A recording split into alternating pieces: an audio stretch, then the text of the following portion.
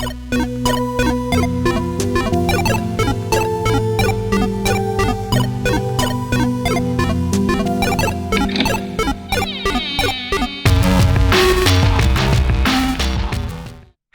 everyone, and welcome to the most constructive podcast in the world. With me I have my co-host Rune. How are you? Good. Great. How is Japan today? Actually, I'm really tired. I woke up late last night, and I am one of those people who can't go back to sleep once I wake up. So I went to bed like 11, and then I woke up 2 a.m. Could not go back to sleep, and then I was sort of just lay there, waited for 5:30ish, and then I went to the gym, and I am so tired. But I have sort of pushed through this whole day, and I think I'm gonna sleep well tonight. So I'm looking forward to that. Otherwise, yeah, good. Like my son got into some kindergarten until April at least, so I feel like I get a lot of work done when he's out of the house, so to speak. So that's the update here in Japan. And how is it back in Sweden? Very good. Or unfortunately, I have a cold, so I'm drinking something called Gollum juice, if you know what that is. No. So have you watched Lord of the Rings? Yeah. That Gollum. Yes, exactly that Gollum. So Andy Serkis, I think is called, when he played the part of Gollum, he described it himself as making the sound a cat makes when it's trying to cough up a hairball, basically, when they did the voice. But having to do so for like 8 hours a day is quite straining on your voice. Oh, yeah. So he came up with something called the Gollum juice, which is basically hot tea water and then honey and lemon. And he drank that between takes just to like ease the pain in his throat. And I find that I've tried it now myself since I have a bit of a cold, and it's really, really good to do to just make yourself less hoarse. Oh, well, there you go. Gollum juice. Yeah, exactly. I can recommend it highly. Speaking of Japan and the outside world, outside of Sweden, we have some interesting statistics from you listeners now that we've accumulated some listens and some viewers, I suppose. And we've broken over 130 plays on all of our podcasts, so that's really great. Nice. Yeah, and an interesting thing I saw was the demographics of our listeners. So right now we have, as expected, the majority is from Sweden with 86%, and then we have United States 10%, and then we have some outliers, which is quite interesting. So 2% is from the Netherlands, there's 1% from Norway, and 1% from India, actually. Very interesting. Since there are so many people in India, they're very welcome to just have 1% of Indians can please listen to our podcast. Yes. Would be really great. Head out there and tell them. Yeah, exactly. Actually, we also have something that surprised me a little bit, was the demographics on age. So, as expected, most of our listeners are in the 35 to 44, and I would say evenly tied between 23 to 27 and 28 to 34. So most of our listeners are in the 20s to early 40s, but we also have some listeners, actually 4%, that are above 60, which is quite interesting that we can appeal to some of those people as well. So very nice, I think.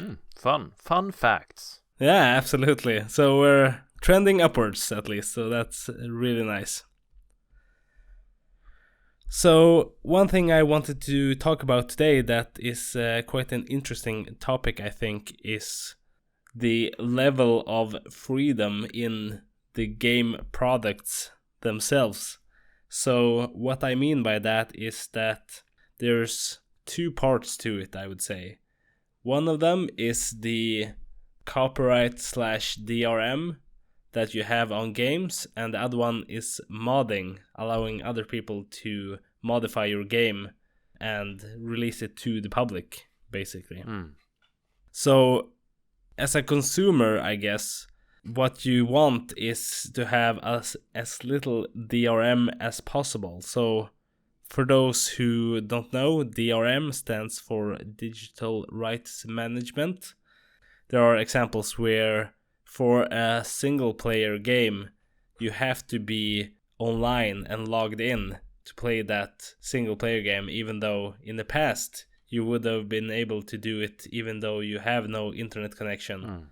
But you usually do things like that, DRM, because you want to protect people from pirating the game or similar things, or maybe cheating in multiplayer and so on.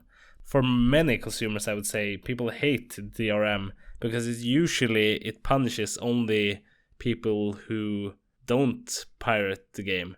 So people who buy it legitimately will have to go extra hoops to log in, and they have to have internet connection to be able to play. But people who pirate it usually find a way anyway to bypass that, so they get sort of a free ride, while the people who do it legitimately and support the creator get all of the punishment.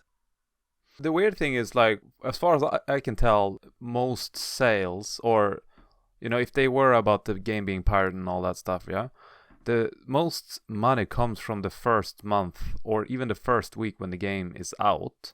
So it's kind of like people who want to play the game are most likely gonna buy it then. And then you have the pirates out there, which I feel like is getting less and less. So just because everything is so convenient nowadays, and I can't imagine how many there would be, but I just feel like it's less. And thus I feel like that argument is not really legit anymore, that you want to protect your IP. I really wonder, and I don't want to sound like some sort of conspiracy theorist here, but if it's more about just gathering data and all that stuff, and especially when you mentioned that thing when you have to log in and stuff like that, I mean, that's just, for me personally, that's just as soon as a game asks me to make an account and log in, I cannot be bothered. I just turn it off straight away, even if I just bought the game. And I was actually very surprised when my wife's brother's kids were here. We all played Fortnite, and I picked up my Switch, downloaded Fortnite, and I just logged in. Like, I don't remember ever doing that, like creating an Epic account and all that, but I guess at some point I did do that.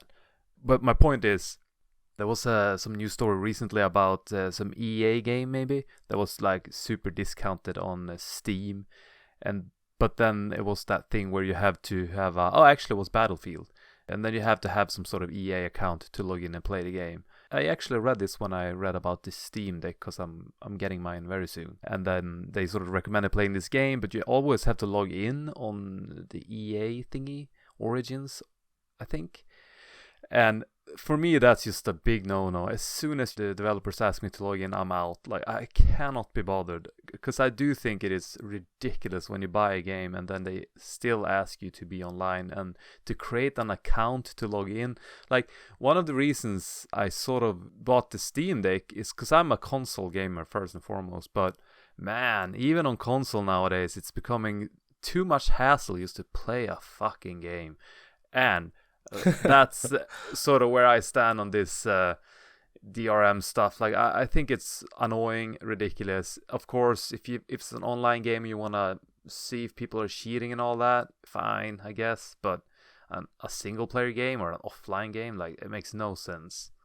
What do you think? Yeah, I totally agree. So there's also some things that sort of ruin the game from an access point of view. So on the day of release usually, so this was the case for, I think, if I don't misremember this, but Diablo 3, you can play that as a single player game. Oh yes. But then you did have to log in and be online to be able to play it. And day one, obviously you have an exponential increase in people who play it the first day on launch day. So that meant that the servers were overloaded, and then you couldn't play it as a single player game even, because there were other people who also wanted to play it single player. And also, I would say at the end of the lifespan of the product, it also becomes a problem with DRM, because when you drop support for the game, stop fixing bugs and so on, unless you remove the DRM, then the game will eventually become unplayable because of it. So say that you would have to log in, and then 15 years down the lane, when somebody wants to relive old memories with this game, they can't play it because there is no DRM server anymore that can authenticate that the game copy is legitimate. So you would either have to pirate it, or it's gone forever. Which is, I would say, as a creator also, when I do release games, it would be sad to see that games, even though there might not be many people playing it, but if people who wanted to play it were unable to do so, because you would have to keep a server online forever to be able to play it. When I made Knifeboy, I had this in mind when I made it, because I, up until... I mean, we moved back to Sweden 2 years ago. Now we're back in Japan, but I would go back to Sweden once a year during the summer for a month or two, and just go straight to our sort of summer house in the middle of nowhere and play games and, you know, just chillax.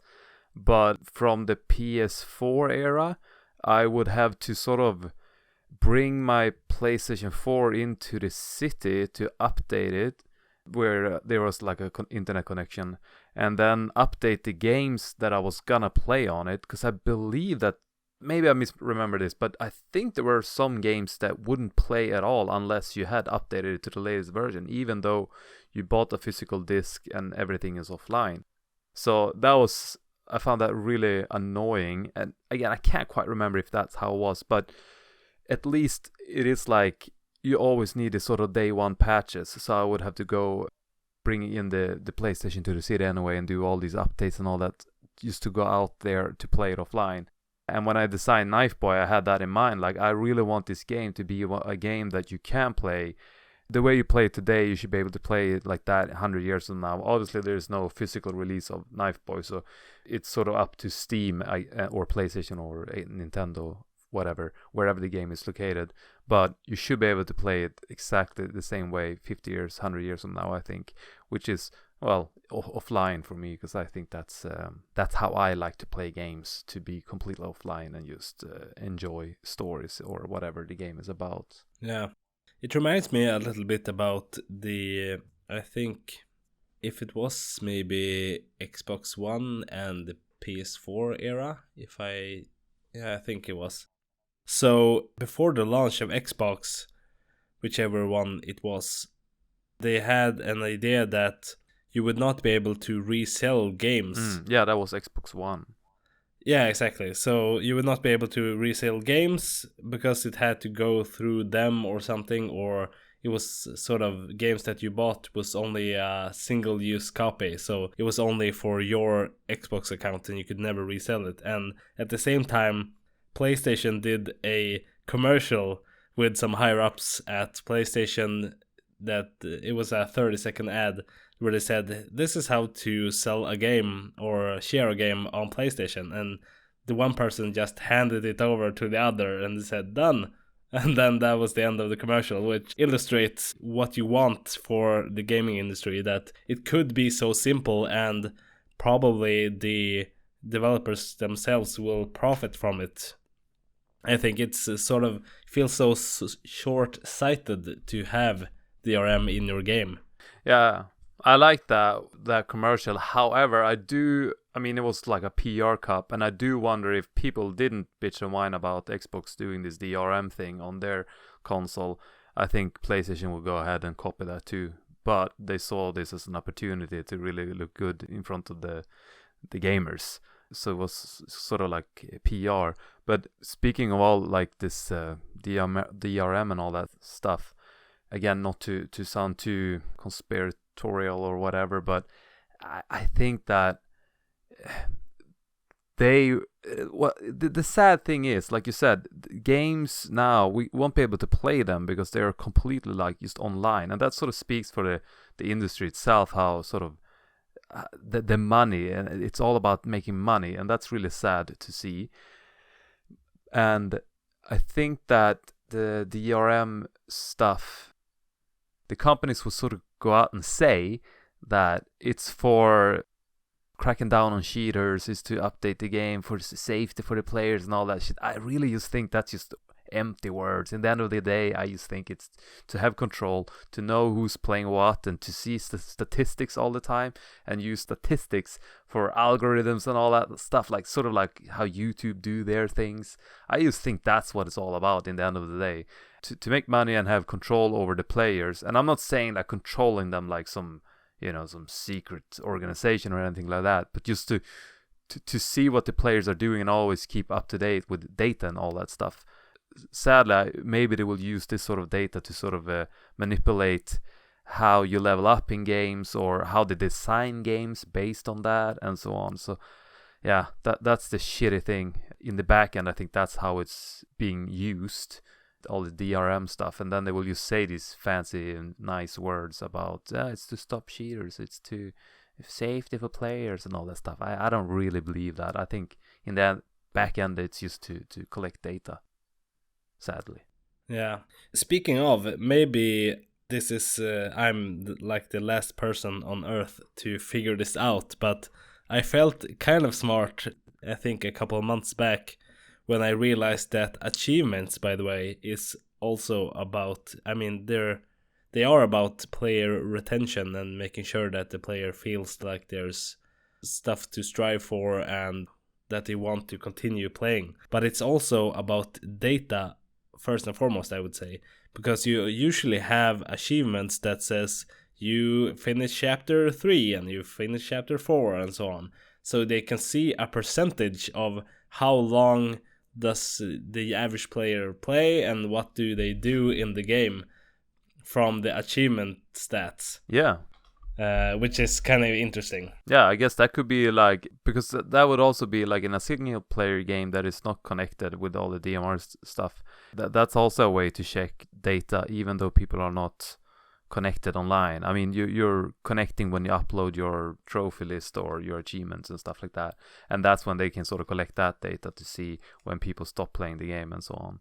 So yeah, that's for sure. You can use that. I like trophies and achievements, but yeah, I really don't mind them. But I do also understand that it's being used for that as well, for them to check in on what people are doing. But yeah, I don't mind that, because I think that I still have the choice to play my games offline.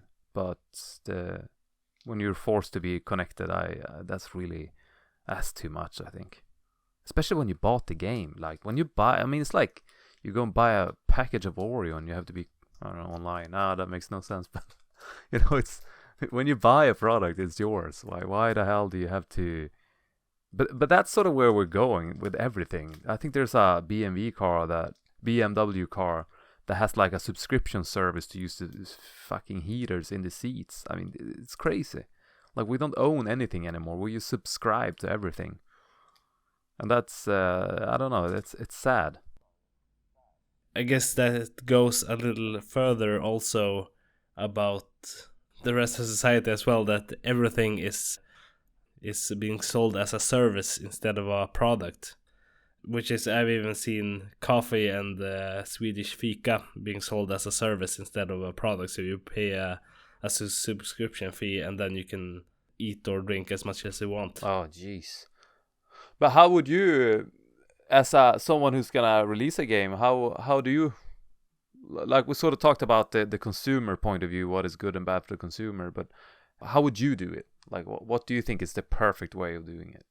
So I haven't landed in a specific one yet, but I would say that I would go even further than having a no DRM policy for my games. So I think you and I are in agreement on that DRM kind of sucks, both as the producer and the consumer, just because there's, I don't know, I think rather than having a game completely locked up, like for example Call of Duty or those kinds of games, that and you get customers, I would guess, that aren't necessarily as loyal as a game where you're completely free to do whatever you want, but the consumers really appreciate that you like trust the user to not ruin things or give them freedom and convenience.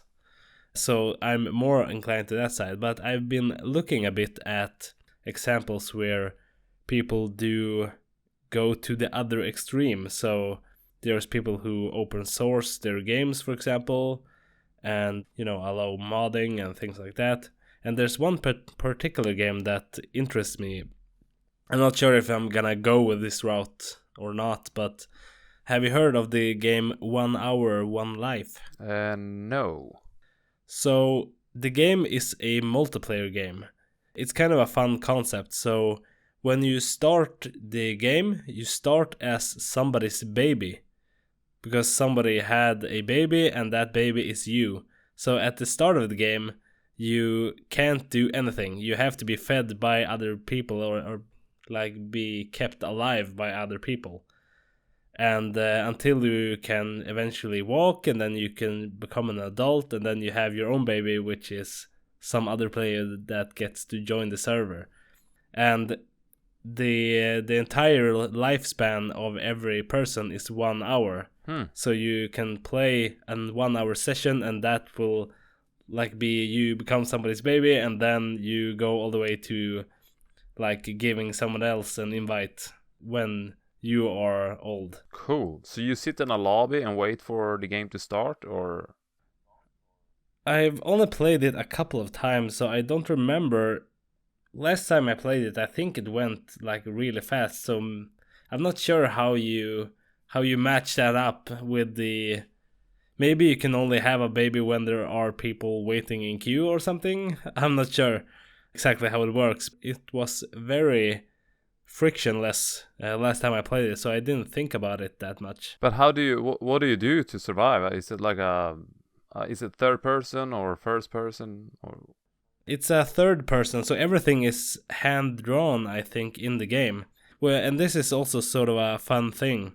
I think it has passed its lifespan though, but since the release of the game, the creator had a policy where he would create new things for the game every week. So you start at the caveman level. I'm watching some pictures now. I see. Yeah, exactly. So you start at the caveman level, and then you can invent stuff to like further technology and go to this space age, I think, or something like that. And then every week he would add new stuff and new technology, so you can get a little further into inventing stuff and making life easier. That's so cool. I actually listened to this episode today of Joe Rogan talking to this guy from Bright Insight, Jimmy his name is, and they were talking about this Yancock, I forgot his name, some British guy who recently released a show on Netflix about ancient civilizations. So the fun thing when I see this game, because what you're talking about, it's almost like a game where you try to make civilization keep living and growing and become more advanced. And it's sort of, well, it just reminded me of that episode I listened to today, because they sort of talking about that the pyramids were built 12,000 years ago instead of only 4,000 years ago, and that there were about some sort of a cataclysmic event that happened about 12,000 years ago that just wiped out shitloads of people. And the sort of ancient technology, which some documentaries claim to be UFOs, it's not like that at all. It was just that humans were more advanced, and then everything got wiped out, and they just had to start over again. So the people who started over again, they just used the tools that were sort of left over from the previous people who got wiped out from this maybe a meteorite or something like that. But yeah, anyway, this looks like that, but in a game form, and it sounds really cool. And it would be like that if you sort of rely on people keep on playing the game, because then if people stop playing the game, they can't advance, and then it's over for the civilization in the game. So that's cool. I don't know if that's exactly how it works, but it kind of sounds like it. So that's an Ancient Apocalypse on Netflix, right? Yes, really good. It was really good. Interesting. So getting back to this game, so the thing that he does that is really different from everyone else. So there are examples of people making open source games, which means you can look at the source codes and often the assets and contribute to it, and you can create your own fork and stuff. But he not only did that, he released it into the public domain. So there isn't even the few restrictions that there are on open source. So it was like he released the copyright and everything from it on launch. Which means that you can see the code on GitHub and all of the assets and everything. And there is actually, when I read here on Wikipedia, there's actually somebody who did a fork of this project and released it on Android and iOS, and I'm not sure if the original creator got paid for it or not, which is interesting. So this is the other extreme, but I'm not really sure if I would want to do this. I mean, I do appreciate freedom, and I don't want DRM in my games that I will release. But this, you do want to get paid for your games, I suppose. But at the same time, there's benefits to releasing the code, for example, that people could help you fix bugs or like increase compatibility with different hardwares or whatever it might be. You would hope that he did get credited or some money for it, but there are a couple of things here. Like the other extreme with the DRMs and all that stuff, it's in the end of the day just about making money, and you know how far we're willing to go just to make some money. I mean, it's disgusting, and that's what we are, humans, in the end of the day. But maybe this guy who made a game for free and released the code and all that stuff, I would say it's like a proper artist move to do.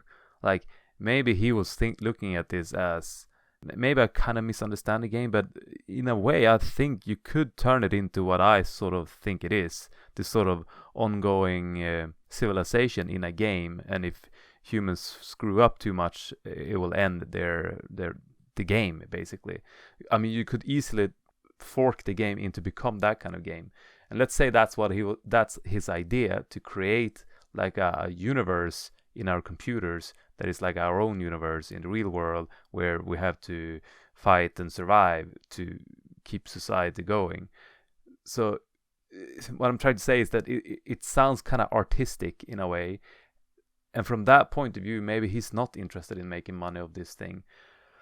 But he, like everyone else, have to put food on the table, so you would hope that whoever took the game and released it on Android had some sort of common sense to at least reach out to him and say, yo, I stole your game, it's out there, I made this much money, do you want some?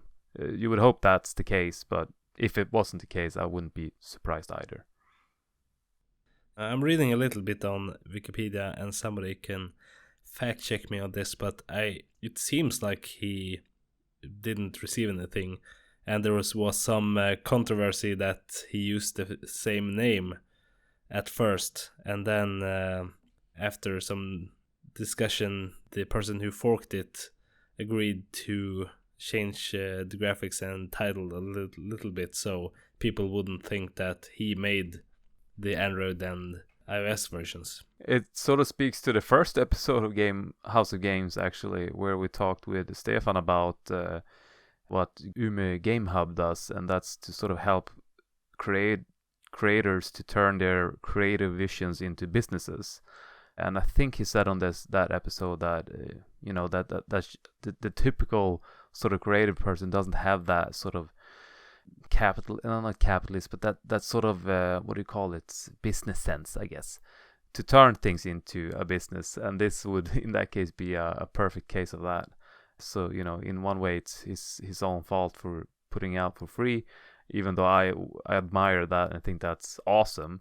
But if he's then grumpy that he didn't get any money for it or whatever, maybe he would be upset that he wasn't credited for it rather than the money. Because if you do put it out, it just feels like, what were you thinking? Of course someone is gonna steal it, or?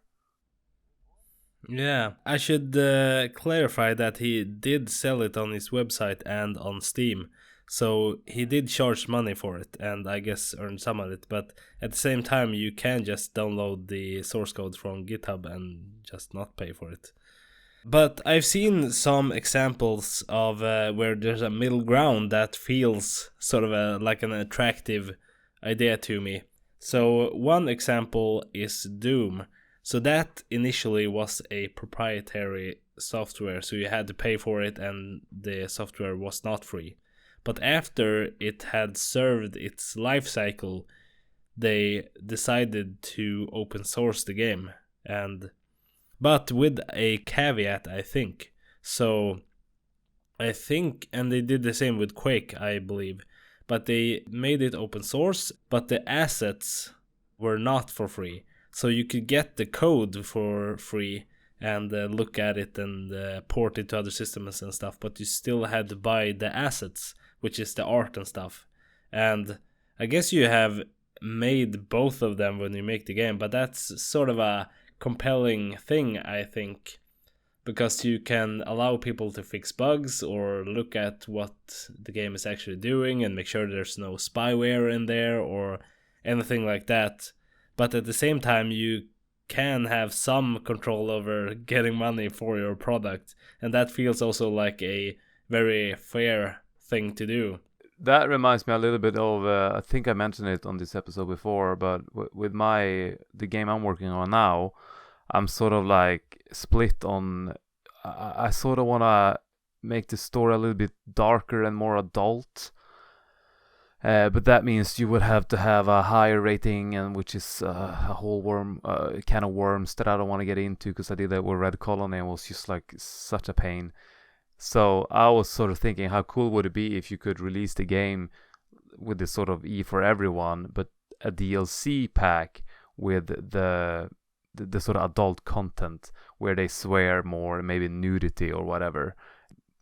In a way, that it reminds me of that. Like you sort of release the game, but I guess they gave it away for free first, and then anyway, it's not really the same thing.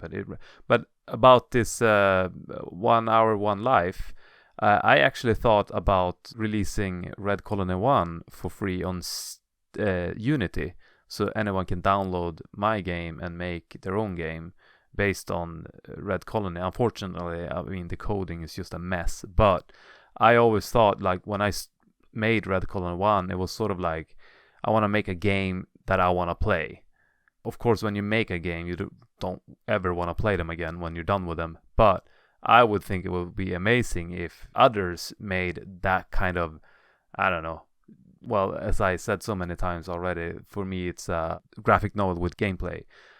But I would be super happy if someone, took Red Colony and just, swapped out all the assets and all that stuff, but made just that sort of 2D, sort of over the top or whatever, story-driven 2D horror game. It doesn't have to be horror even, but just took my stuff and made something similar to Red Colony. That would be, I think, would be super fun to play, because that's why I made Red Colony. It was like that kind of game. It doesn't exist, and I wanted to make a game that I want to play. So I have thought about doing that as well, to put out the game for free on Unity.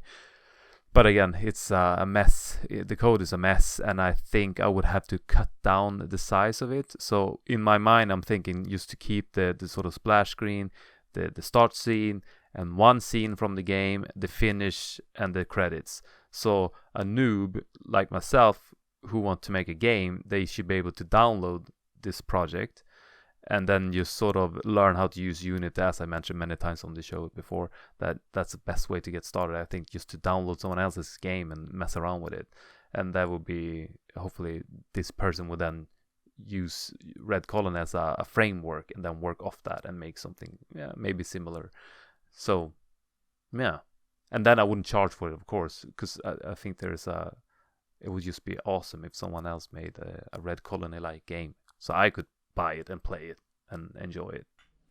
Yeah, but that feels to me at least like a very good case for the sort of strategy of releasing the code for free and making it open, but not necessarily the assets. So with the code, people could just insert their own assets into the game and then make their own version, but the thing that you made is still something they have to pay you to play. When I was thinking about this, I was also thinking to make like a YouTube tutorial sort of. I was only imagining for people who just got started, to give them like a good push, like this is how you get started. And I was even thinking to upload the Photoshop files where you have all the sprites for example Maria in Red Colony 1, and then sort of show them if you open this in Photoshop and then you slice the image like this, you can base and then sort of show real time how I just changed the Maria's sprites to something else, and then just replace her sprites in Unity, and then voila, all of a sudden you have your own character. It's no longer Maria, it's your character.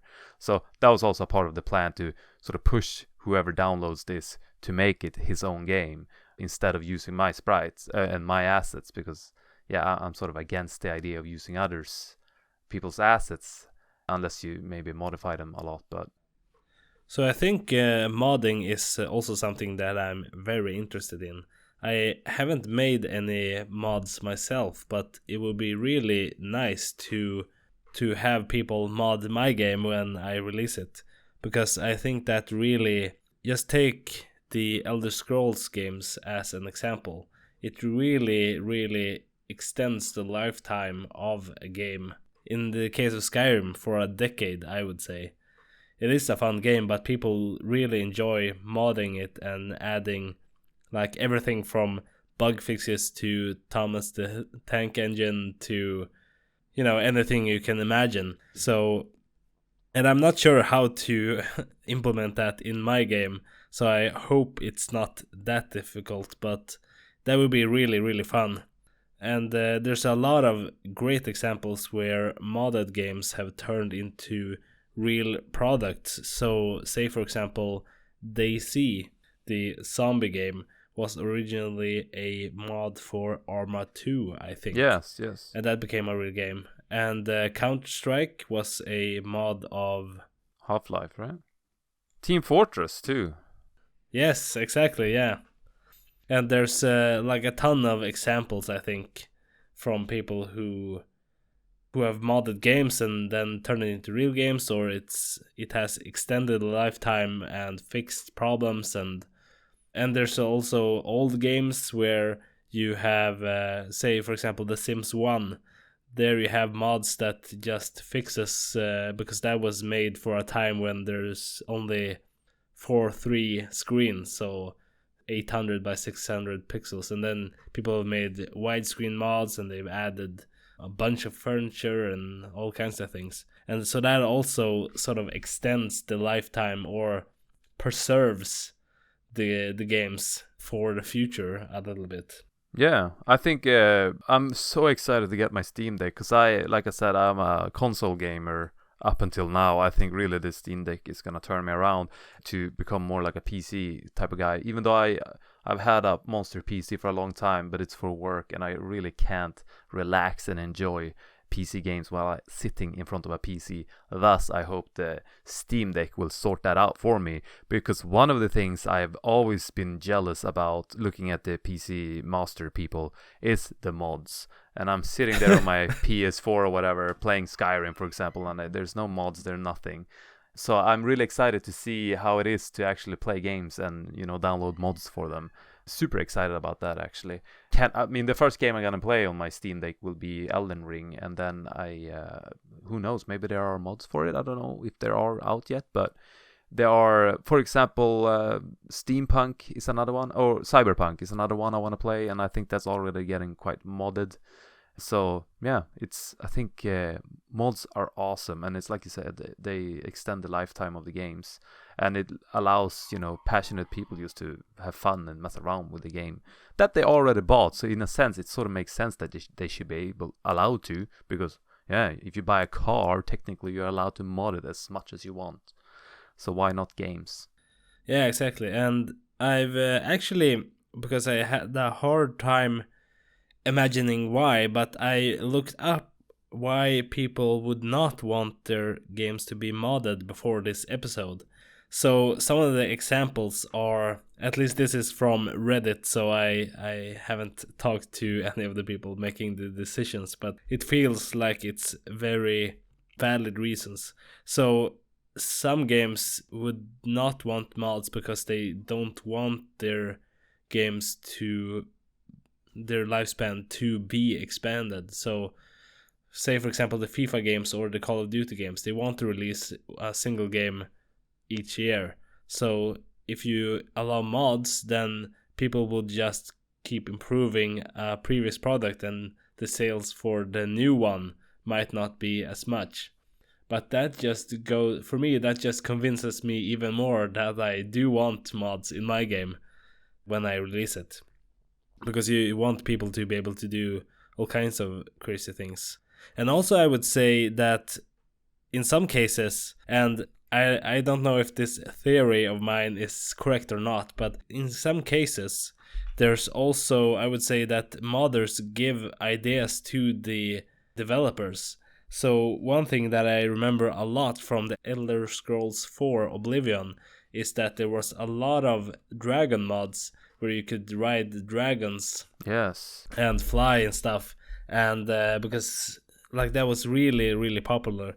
So once they announced that they would have dragons that you could fly in Elder Scrolls 5, it is Skyrim. So to me it felt like sort of a confirmation that they've just been observing what mods are popular, and that sort of gives them a sort of indication what to do in the next game. And also another thing, I think the mod is called Deadly Reflex in Oblivion. So that was a mod where you could chop off limbs and stuff. And I think you can do that in Skyrim as well. I don't remember if you can do it in the original Skyrim that came out. Could it be a mod again? I played a lot of Skyrim, but I can't remember. Yeah, maybe. Or at least in the Fallout games, you can by default. Ah, yes. That's right. Yeah, I think that maybe that's also something that was in Fallout 1, so I'm not sure if I can... I was thinking, again, playing Fortnite with my child's cousins, I suppose they are. I mean, Fortnite itself, it's almost like the developers are modding the game all the time because it's super wacky. That's because a lot of mods are super wacky with all this weird shit in it. Like, there's a lot of mods in Grand Theft Auto 5 where they just make these sort of tracks up in the sky, and you drive around there as a T-Rex person with a frog face or whatever. It's so weird. So it's super wacky. Exactly, I was gonna talk about that actually, because there's so often when I go to a friend's house that has a kid that is the age of 2 or 3, so they usually love to look at videos of what looks like Spider-Man and the Hulk and stuff riding a motorcycle on tracks up in the sky. And I was thinking, like, what game is this? Yeah. Because it's really, like, the physics is really well developed, looks like a really powerful game engine. And then somebody said it's GTA 5, which is so hilarious to me that kids are looking at, like, videos of Spider-Man driving a motorcycle, but in the same game, if they would just point the camera somewhere else, you would have, like, somebody setting fire to a hooker or something. Yeah, that's true. It's I mean, from all the games you can modify, they chose that one and not like Elder Scrolls or something more tame, which is really interesting. Just what you can do when people are free to just improve and come up with new ideas for stuff. Yeah, it's I don't know where we're landing at. I feel like we're both sort of pro mods and things to be a bit more open. I think that's what most people want. But yeah, I just think that in the end of the day, it's big companies and all that, they want to make money. And if your game can sell more or become more popular through mods, they're gonna allow it. But like you said, a game like FIFA would never allow it, because that's just gonna damage them.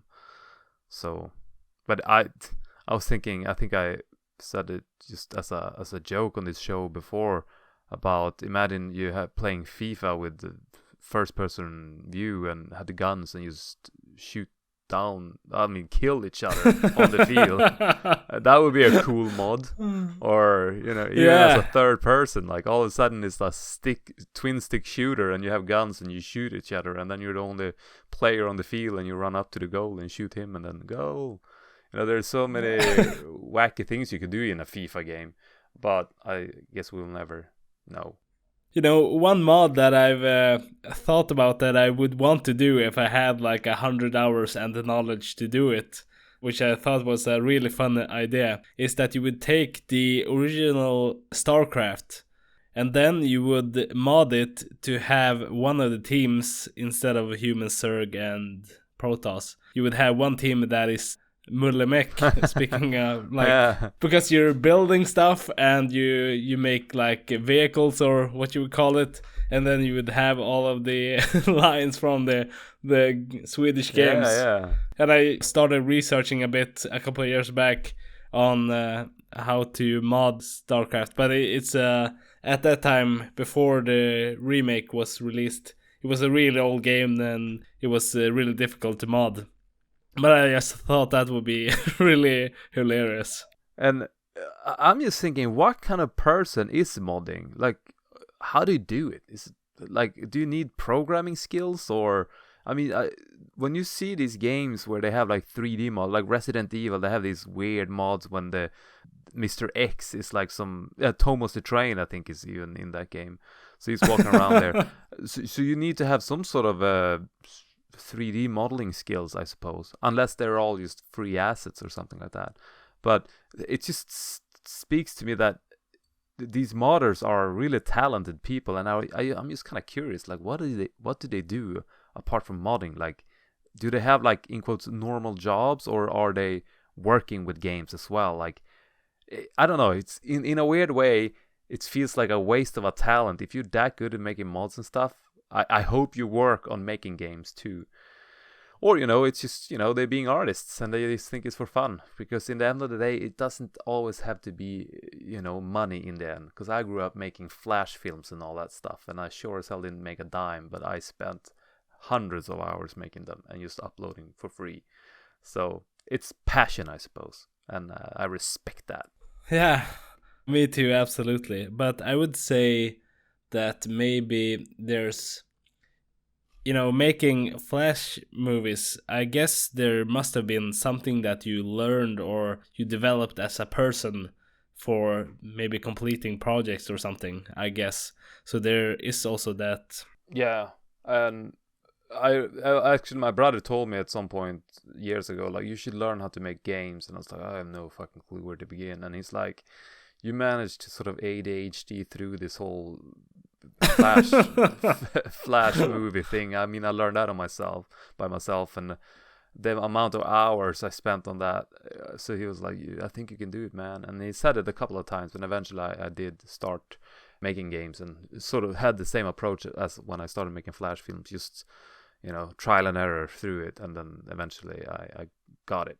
But yeah, so in the end, I guess it helped. It turned into something in the end. But at the moment when I made the films and all that, it was just to have fun and entertain people who watch the movies. So I would say also that I guess it can be a waste of time, but it can be, in some rare cases, it's a really, really good move, because you could, I guess for some people who want to be hired in the video games industry, you could make mods and then you have a portfolio to show stuff that you have actually done. And I guess the threshold for making mods when you get into it might be lower than making a small game. So and also you can leverage what people have already made in, for example, Skyrim, to make what you do look better, I suppose. And that also shows a bit that you can just take an existing project and understand how it works and then apply that to make new content for it. The same way you would do if you would join a big game company, say with the Frostbite engine with Battlefield, for example. You could just apply that knowledge and learn how it works and then add content the same you would do with modding, except you're on the inside. But one thing I don't understand, or this is just because I start sort of making games as a job, but people who spend shitloads of time making levels in Little Big Planet or Dreams, for example, like even though there is that story about someone who made Little Big Planet levels and he actually got hired by, what's their name? Yeah, well, anyway, so there are those stories, but 99% of the people who spent weeks and months making games in Dreams or Little Big Planet, it leads to nothing. But like I said, that's what I did when I did Flash films. So I shouldn't criticize them for doing that. And I do, like I said, it's respect, man. You're passionate about it. That's awesome. But I just become so fucking cynical now that I would be like, why the fuck would I spend time doing that when I can learn how to make real games in Unreal or Unity?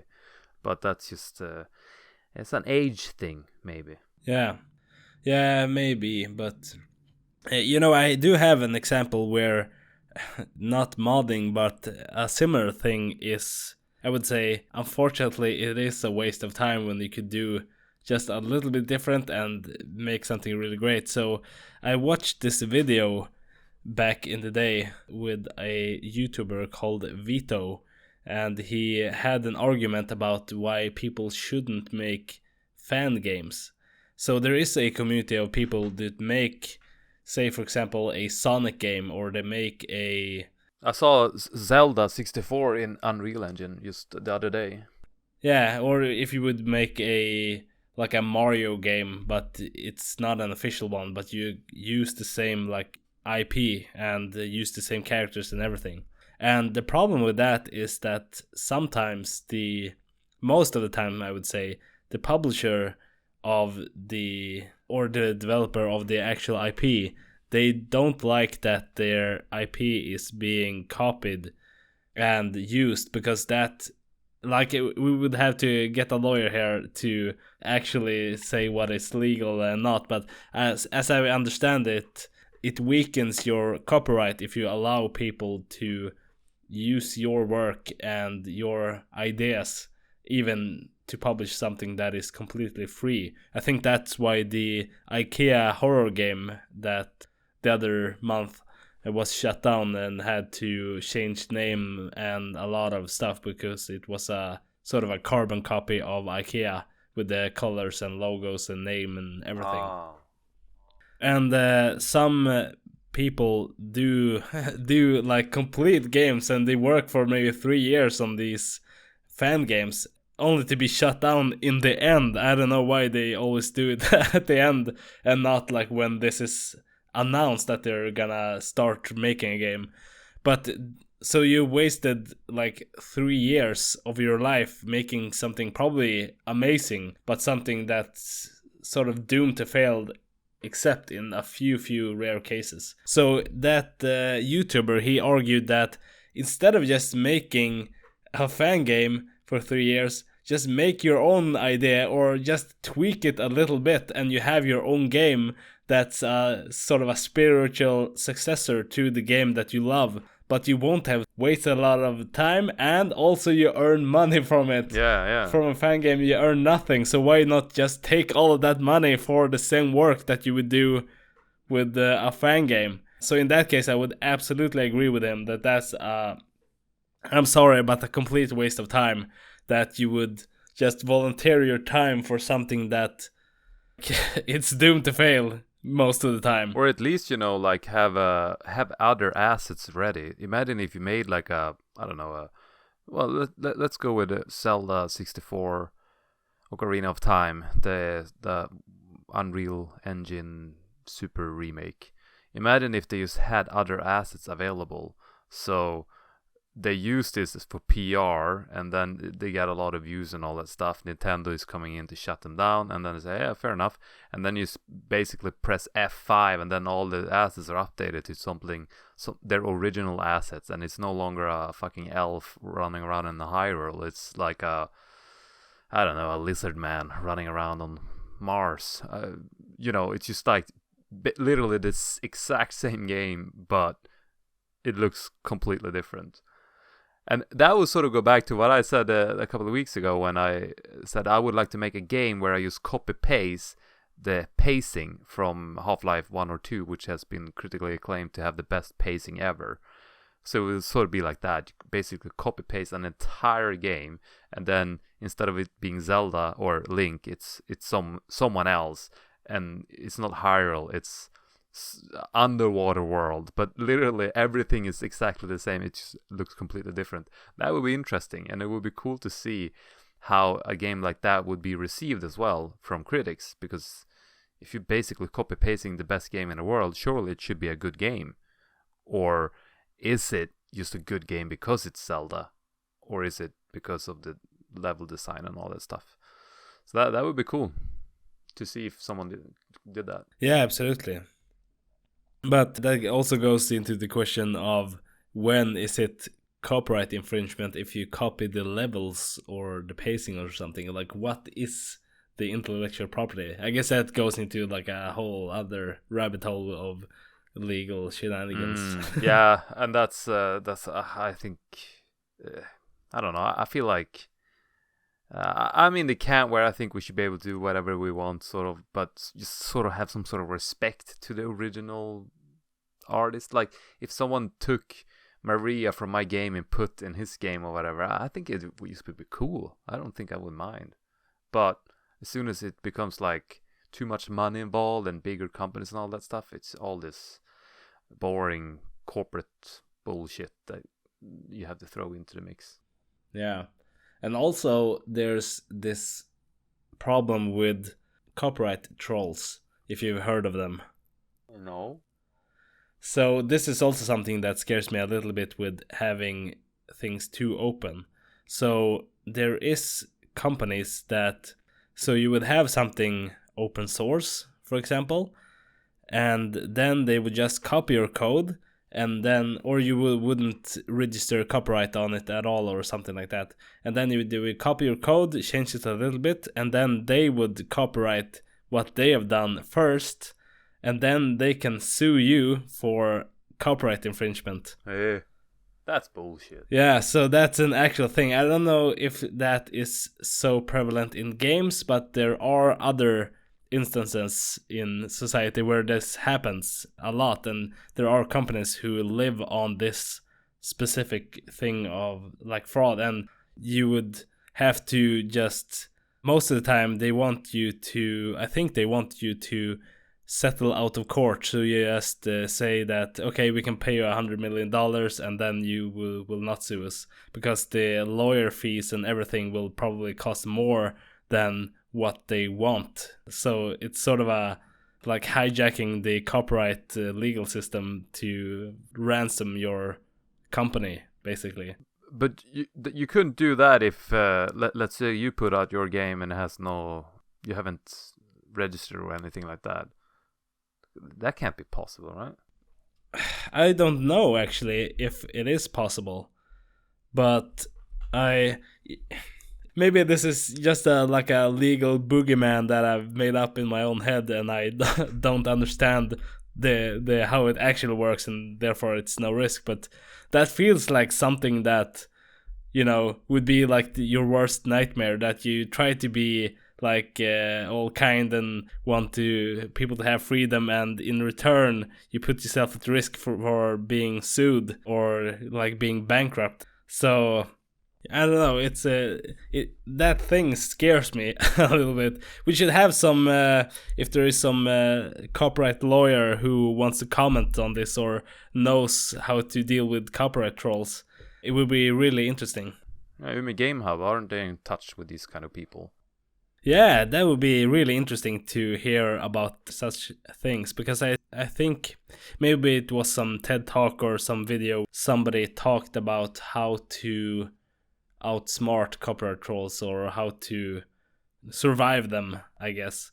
And it talked about that you should never ever give them money, and even though it's gonna like bankrupt your own company, you have to make it expensive for them to continue and have them get nothing from you, basically. But the whole concept sort of scares me a little bit, that there even is people who can do these sorts of things. I guess maybe if you would like copyright it and then make it open source or something, then maybe you could protect yourself that you own it, but you allow everyone to do whatever, and maybe something like that. I wouldn't be surprised if, sometimes karma is a bitch. You try to do the right thing and it just blows up in your face. You know what they say, life's a bitch and then you die. Yeah. Before we get copyrighted and sued to oblivion, should we close the doors on this episode and run to the... I was going somewhere with that, but... Run to the hills. Yeah, run to the hills. I think... Get a lawyer. Exactly. That's a good note to end on, I think.